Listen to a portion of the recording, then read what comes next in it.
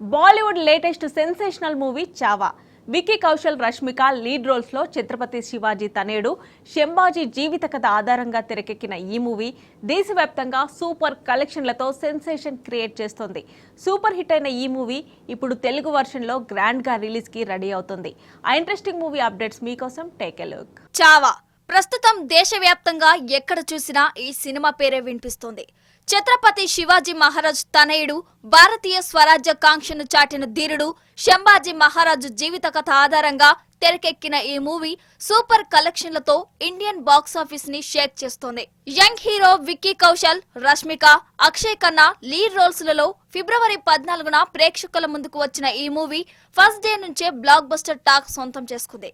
ముఖ్యంగా ఈ సినిమాలో విక్కీ కౌశల్ నటనకు అందరూ ఫిదా అవుతున్నారు. క్లైమాక్స్ చూసి థియేటర్ల నుంచి కన్నీళ్లతో బయటకు వస్తున్నారు.